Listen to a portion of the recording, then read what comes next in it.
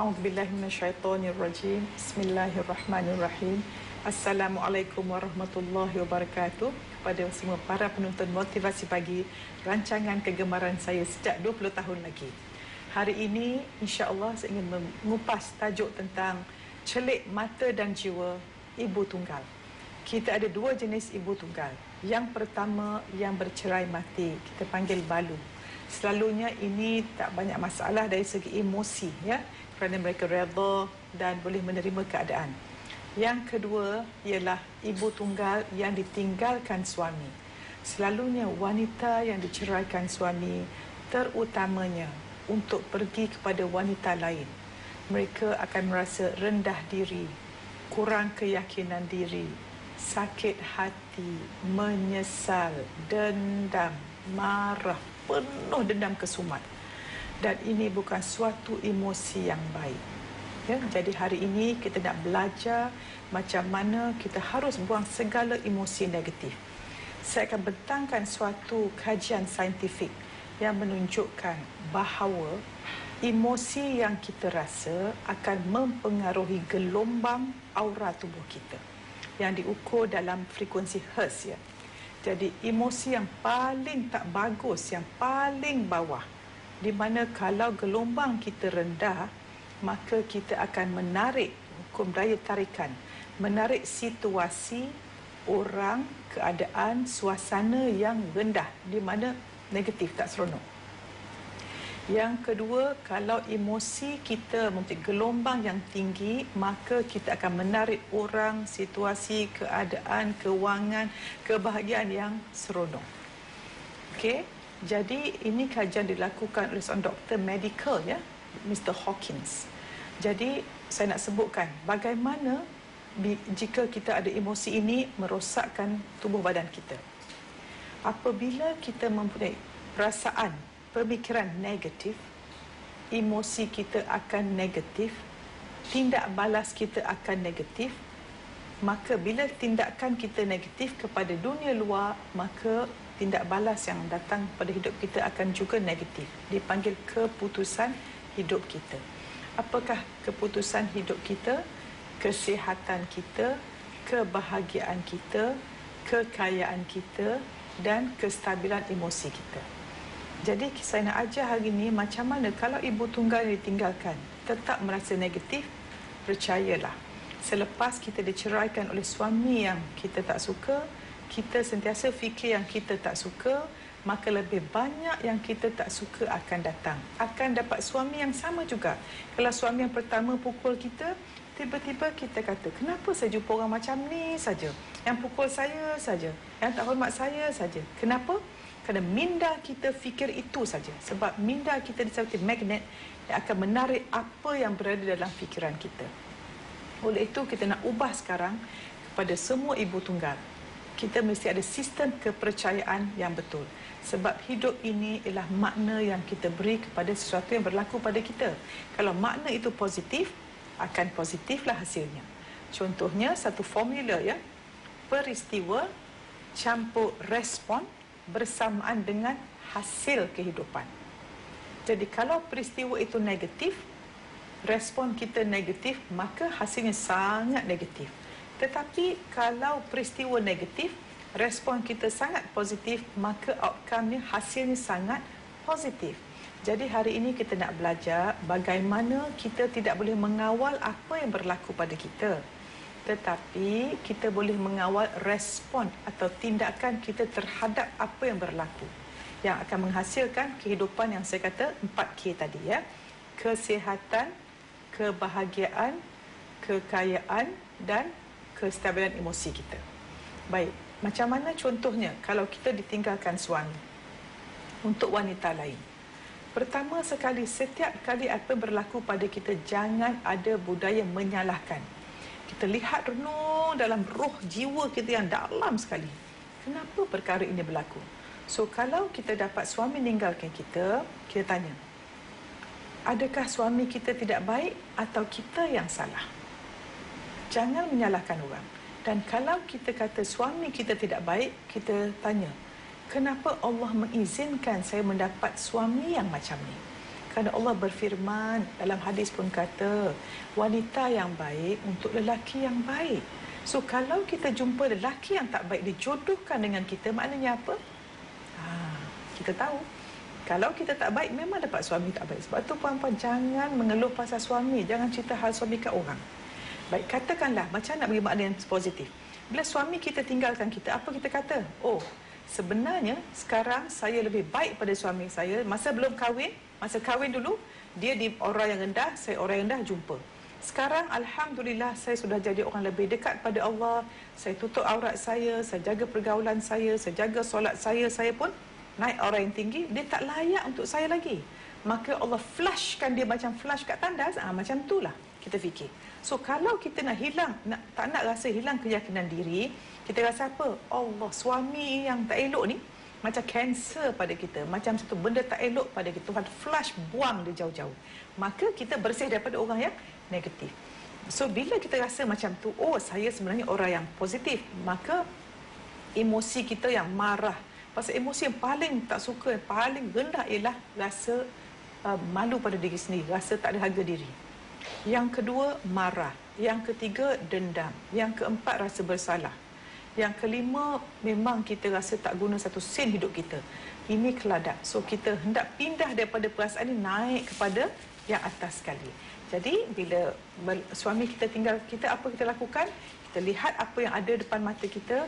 Ada anak-anak, maka ini peluang kita untuk meneruskan kehidupan dengan aura yang positif, dengan orang yang baik, membina kehidupan bahagia dunia dan akhirat. Bagaimana kita melakukannya? Kita berjumpa sebentar lagi. Kita berjumpa lagi. Kali ini kita nak bincang macam mana saya dah sebut tadi. Bila kita ditinggalkan suami, kita bayangkan dia telah dibuang dari hidup kita. Tetapi yang penting sekarang, bagaimana kita meneruskan kehidupan bersama anak-anak kita kalau dikurniakan Allah ada anak-anak. Okay. Yang pertama, saya kata tadi, jangan sekali-kali ada emosi negatif. Emosi negatif ialah dendam, marah, sakit hati, benci, hilang keyakinan diri. Ini tak patut ada pada kita. Dan juga, walaupun suami kita rasa tidak elok, tapi jika kita ada anak-anak, jangan sekali-kali kita sebenarnya merasakan perasaan negatif ini dalam diri kita. Takut nanti apa kita cakap akan didengar oleh anak-anak yang menyebabkan persepsi mereka terhadap ayah mereka yang mungkin suatu hari akan bertaubat. Ya, manusia ni tak selalu jahat, akan baik. Kita tak nak anak-anak kita ada persepsi negatif pada pada ayah mereka dan menyebabkan mereka benci dan mereka menjadi anak derhaka. Oleh itu, kita bayangkan dia sudah flash, tapi bahasa yang kita gunakan untuk anak-anak adalah sangat penting, di mana kita cakap pada anak-anak sebenarnya mak dan ayah kurang sesuai, Allah sudah habiskan jodoh, sekarang mak dan ayah meneruskan kehidupan masing-masing, jom kita sama-sama hidup macam biasa dan kalau kita perceraian dengan elok, memang tak sesuai, jangan bergaduh. Kita bahagikan waktu untuk anak-anak bersama ayah-ayah mereka macam biasa. Tetapi kita dalam rumah ya, macam mana nak bina kebahagiaan? Yang pertama, kita hendaklah bersyukur. Bangun pagi bersyukur, tengok anak-anak ada. Anak-anak sihat, tak ada pula anak kita sakit, kena pergi hospital habiskan duit, tak ada pula. Yang kedua, kita hendaklah sentiasa bersoal pada diri kita, menyoal diri kita. Hari ini anak-anak saya ni, saya nak bela anak saya, nak didik anak saya untuk kalau dia mati, anak kita ni masuk syurga atau neraka. Kita tak nak hanya didik anak untuk jadi pelajar pandai, dapat A yang banyak, masuk universiti, pangkat tinggi-tinggi, dapat nama, dapat pangkat. Itu saya rasa hidup yang cetek. Kalau kita mendidik anak hanya untuk mendapat nama dan pangkat dan penghargaan manusia, alangkah ceteknya hidup kita. Kerana kalau kita mati nanti, adakah Tuhan nak tanya, malaikat maut nak tanya, oh berapa pangkat anda, berapa skil gaji, adakah kita pangkat ni? Tak ada. Kita akan disoal masa sakratul maut nanti. Adakah anda menjadi hamba Allah yang baik, khalifah yang baik dan mengimarahkan, menjalankan segala urusan dunia ini mengikut hukum Allah. Sebab itu, kalau kita nak bahagia untuk anak-anak, didiklah anak-anak kita, tak kira ayah dia ada ke tak ada. Yang penting, kita jalankan kehidupan hari-hari untuk membina anak-anak kita yang taat kepada Allah, menjadi pencen kubur satu hari nanti. Pasal bila kita mati, siapa nak mendoakan kita, puan-puan? Tak lain tak bukan anak-anak yang kita tinggalkan, yang insya-Allah panjang umur daripada kita. So kalau kita didik anak kita dengan penuh dendam, membenci ayahnya, dan bila orang ada benci dalam dirinya, tidak akan dapat situasi yang positif langsung dalam hidupnya. Kerana undang-undang tarikan mengatakan, undang-undang tarikan ini sunatullah ya, kita akan berjumpa orang yang macam kita auranya. So kalau kita penuh kebencian, macam saya kata teori Dr. Hawkins tadi, bila kita penuh kebencian, kita akan dapat orang, situasi, keadaan yang akan menimbulkan rasa benci dan negatif. So kalau kita nak pindah, membuatkan anjakan paradigma dalam hidup kita untuk hilang, tak mahu lagi hidup seperti itu, maka kita pindahkan minda kita ke arah perkara yang baik saja. Oleh itu saya nak terangkan, puan-puan, dua perkara saya dah sebut tadi, syukur dan fikir apa nak buat. Tetapi untuk diri kita, kita mesti ada dua cara bercakap pada diri kita. Saya panggil urusan suara hati. Nombor dua ialah jangkaan positif. Maknanya kita bangun pagi dia bersyukur dan syukur pada Allah. Ya Allah, Tuhanku, bersyukur kepadamu kurnia hari yang penuh kebaikan, dapat berjumpa orang yang baik, bercakap perkara yang baik, jauh pada maksiat, nak solat tepat pada waktu, nak solat berjemaah dan sebagainya. Sebut yang baik. Dan lepas tu kita jaga mulut kita dan fikiran kita mengatakan perkara yang baik pada diri kita. Cakap, saya seorang beriman. Saya tahu saya seorang beriman. Saya tahu kenapa saya seorang beriman. Kenapa? Pasal kita jaga solat. Ya, contohnya. Yang kedua ialah jangkaan positif. Contohnya, kita nak keluar pergi kerja, jangan sebut, jam dah macam ni. Jangan sebut. Jangkakan yang baik. Insya-Allah, Allah berfirman, aku seperti sangkaan hamba-Ku. So, jangkakan yang baik. Hari ini insya-Allah anak saya pergi sekolah selamat, saya bekerja dengan baik, dapat rezeki yang halal. So, dua perkara ni. Dan yang pertama, yang penting sekali, kita kan ada Allah sentiasa dengan kita. Kalau kita ada masalah dengan anak-anak kita, dengan orang ramai, dengan apa-apa kita kata, kalau nak jaga anak, payah. Berdoa pada Allah. Ya Allah, ya Tuhanku, Engkau yang memberikan aku situasi ini, bukan pilihanku. Dah ditakdirkan aku macam ni. Berilah kekuatan kepadaku untuk mengatasi masalah ini dan memberi kegembiraan padaku. Dan ya Allah, ya Tuhanku, segala kesusahan yang Kau berikan padaku ini, Kau gantikanlah dengan benda yang lebih baik di dunia dan di akhirat. Setiap kali kita merasa gundah gulana, sedih, pegang dada belah kiri kita dan cakap, ya Allah, ya Tuhanku, Kau tenangkanlah fikiranku. Dan selalu kata, dunia dalaman saya mempengaruhi dunia luaran saya. Apakah dunia dalaman kita? Fikiran kita dan emosi kita. So, kalau kita punya fikiran negatif, emosi negatif, dunia dalaman negatif, maka akan cermin di luar yang negatif. Sebab tu kita hidup ni sebenarnya, puan-puan, dunia luaran adalah cermin kepada dunia dalaman kita. Orang yang bijak hidup daripada dalam ke luar. Dunia dalam dia mempengaruhi dunia luaran dia. Tetapi orang yang merasa dia jadi mangsa kehidupan, mereka membiarkan apa yang berlaku di luar mempengaruhi emosi ataupun dunia dalaman dia. Sebab itu, kalau kita nak mengubah dunia luaran kita, kita ubahlah dunia dalaman kita. InsyaAllah kita berjumpa sebentar lagi. Assalamualaikum, berjumpa lagi. Tadi saya sebutkan bagaimana kita ingin menjadi seorang yang boleh mengubah dunia luaran dengan dunia dalaman kita. Banyak orang tak percaya, ya. Dia kata, tak, sebenarnya saya jadi macam ni. Kan? Jadi saya selalu sebut 3 perkara yang tak boleh buat. 4 sebenarnya. Yang tak boleh buat kalau kita hendak bahagia. Maknanya kalau kita buat 4M ni, memang confirm tak bahagia. Yang pertama, menyesal. Yang kedua, mengeluh. Yang ketiga, merungut. Yang keempat, mengumpat. Jadi perhatikan, Empat perkara ni kita fikir balik-balik. Semua 4M ni perkara dah berlaku ke belum berlaku? Semua sudah berlaku kan? Kita menyesal, perkara dah berlaku. Kita mengeluh, perkara dah berlaku. Kita merungut, perkara dah berlaku. Kita mengumpat, perkara dah berlaku. So, kenapa yang kita nak hidup pada zaman lepas, membiarkan perkara yang berlaku mempengaruhi kita sekarang? Setiap saat, setiap degupan jantung, setiap hembusan nafas yang kita ada sekarang, modal besar. Satu hari kita ada 86,000 saat yang akan menentukan bagaimana kita nak membelanjakan modal nyawa kita. Kalau kita diberi RM86,000 satu hari, macam mana kita nak belanja? Tentu kita berhati-hati. Begitu juga waktu. Setiap saat, kalau kita sibuk menggunakan mulut kita, suara kita, nafas kita, jiwa kita, minda kita, fikiran kita ke arah benda yang dah berlaku, maka alangkah ruginya. Ibarat bot, kita ada bot yang laju, speed laju. Bila bot tu laju, ada buih kat belakang. Betul? Yang menggerakkan bot tu, buih di belakang tu apa? Enjin. Tentulah enjin. Tapi banyak manusia.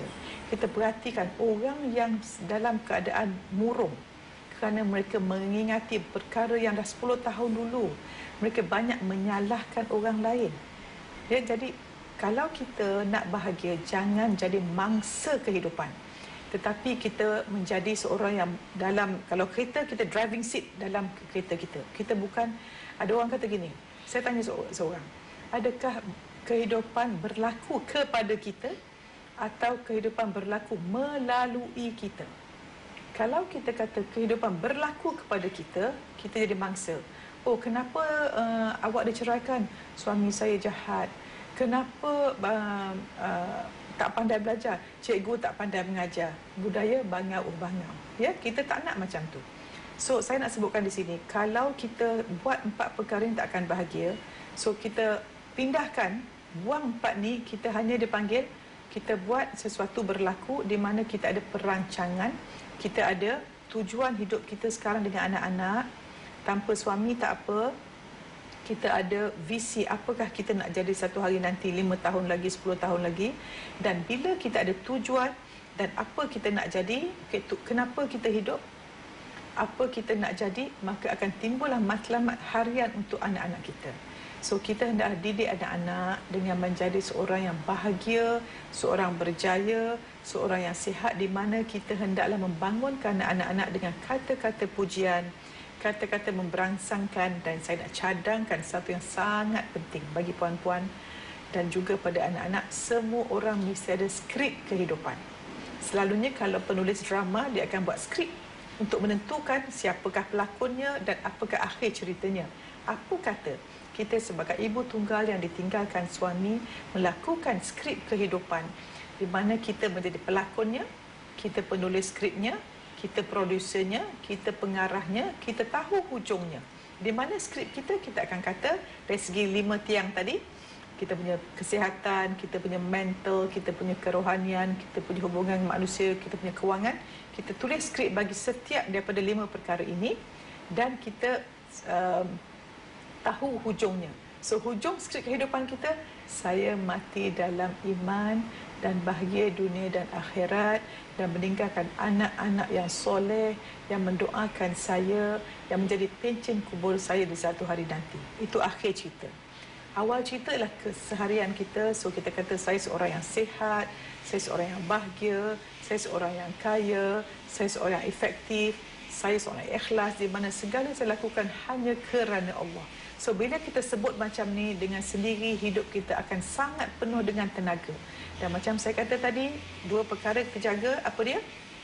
Suara hati dan juga jangkaan positif untuk laluan hidup kita setiap hari. Bayangkan puan-puan, kalau kita sangat positif, insya-Allah anak-anak kita akan jadi positif. Anak-anak kita sangat proaktif. Anak-anak kita akan mempunyai visi, misi, tujuan dan juga matlamat mereka sendiri. Kalau boleh untuk masa bahagia dengan anak-anak, kita buat karangan masing-masing, semua orang tulis skrip kehidupan, taruh atas kertas, laminatkan, letak atas meja, satu di tempat nak tidur, satu di meja tulis untuk kita bangun pagi, dan baca skrip kita setiap hari. Seutamanya lepas kita solat, lepas berdoa pada Allah Subhanahu Wa Taala, bacakan skrip itu dan jangkakan, insya-Allah ia akan berlaku pada kita. Saya akhiri segmen ini dengan memberi pesanan setiap hari hendaklah kita mempunyai 4 prinsip kehidupan. Yang pertama, untuk kita bahagia, ya, jadi ibu tunggal yang tenang. Kita hendaklah menghormati semua makhluk Allah Subhanahu Wa Taala. Yang kedua, kita hendaklah jujur dan ikhlas apabila kita baik dengan seseorang tanpa mengharapkan apa-apa balasan. Yang ketiga, kita sentiasa lemah lembut dengan orang bagaimana kita ingin orang lemah lembut dengan kita. Yang keempat, kita hendaklah berfikir apakah perkhidmatan yang kita boleh berikan kepada orang lain untuk memanfaatkan diri kita. Kerana kita tahu orang yang Allah sayang ialah orang yang paling bermanfaat. Dan kalau saya imbaskan kembali, puan-puan semua ingat, kita tahu emosi kita mempengaruhi getaran kita dan getaran kita mempengaruhi apakah yang kita tarik dalam hidup kita. So sebagai rumusan, puan-puan, jadilah wanita yang bahagia dan membahagiakan walau apa situasi kita. Kita ditinggalkan atau tidak ditinggalkan, dan kalau anak kita bermasalah, puan-puan ingat, jangan kita menyalahkan anak-anak kita kerana anak kita hasil daripada apakah nilai yang kita letakkan dalam diri mereka. Dan benda yang paling baik yang boleh kita beri kepada anak-anak kita bukan harta benda, tetapi contoh yang baik. Dan ingat, apa yang kita tinggalkan kepada anak kita, benda luaran, tidaklah sepenting mana apa yang kita tinggalkan dalam diri anak-anak kita. Wabillahi taufiq wa hidayah. Wassalamualaikum warahmatullahi wabarakatuh.